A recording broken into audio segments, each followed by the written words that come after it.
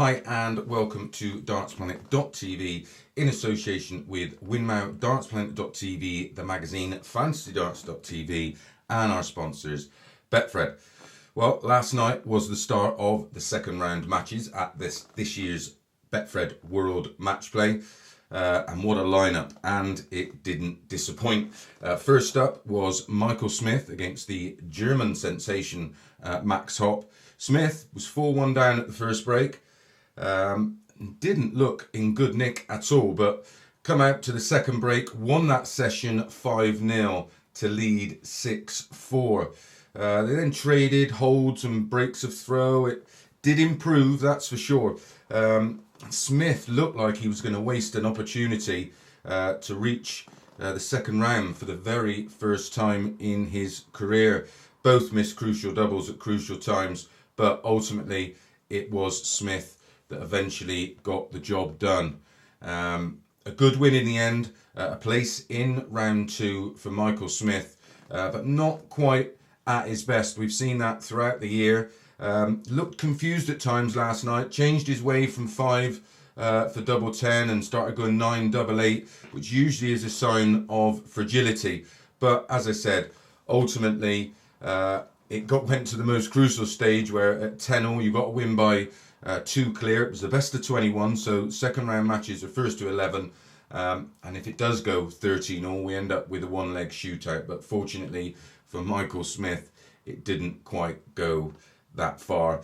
And the way he won it, he took 25 out for 11-10, and then kicked off 180, 140, got the game closed out in 13 darts, and a place, as I said, in the last 8 for the very first time. I did pick the bet, most 180s. He obliged. It was 6-4 in the 180 count, so that was a good start for those of you that followed me in.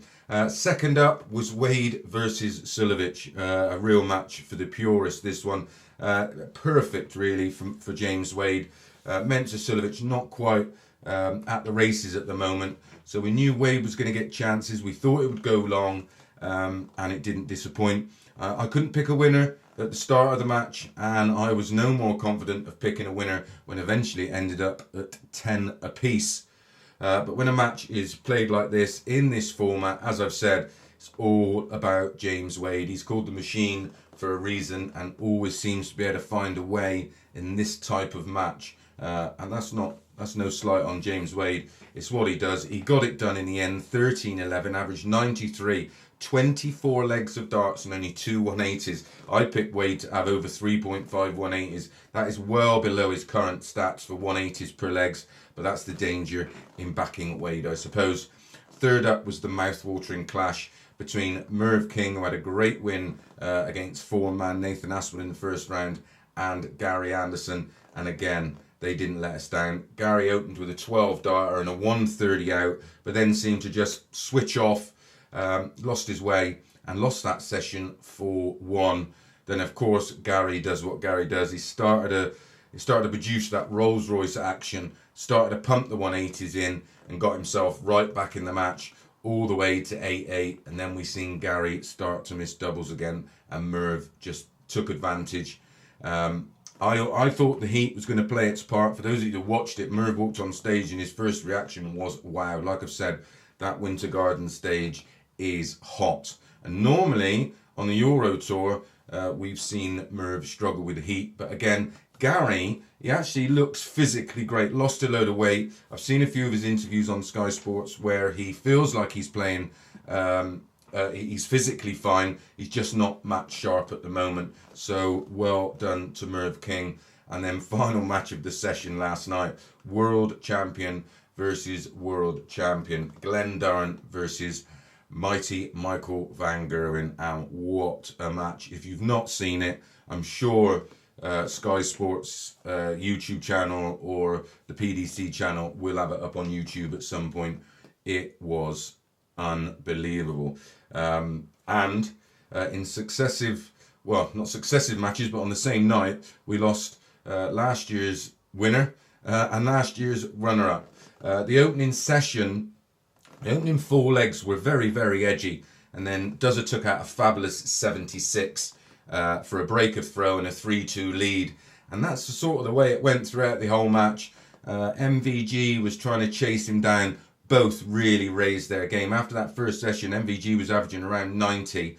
By the time we entered the third mini session of the game, his average was up over 100.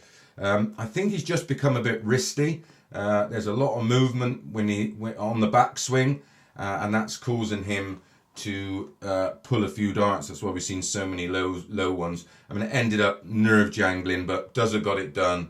13-11, averaging just under a ton. It was fabulous. Like I said, an emotional Glen Durrant afterwards says it was the game of his life, or the moment of his life in terms of his darts, which is a big shout, but that's what that Winter Garden stage does to you. Right, on to tonight's matches, which is the conclusion, of course, of the second round. Daryl Gurney against Keegan Brown. Daryl has a 3-0 winning head-to-head record against Brown, who's never been past the second round stage here at the Betfred World Matchplay.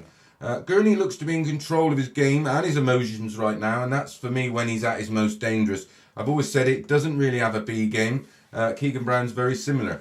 And we've seen what Keegan Brown's been capable of the past 12 months. 2 great wins, of course, against MVG. But I think he's going to find this tough going. Long format. In fact, he's never progressed past this stage before. I'm going for Gurney. Over 5.518 is at 10-11 because I think Keegan Brown will take legs off of him. Second up is Stephen Bunting against Ian White. Bunting had a great win in the first round against Gerwin Price. And, well, White was deadly, wasn't he, against Joe Cullen, winning that one 10-0.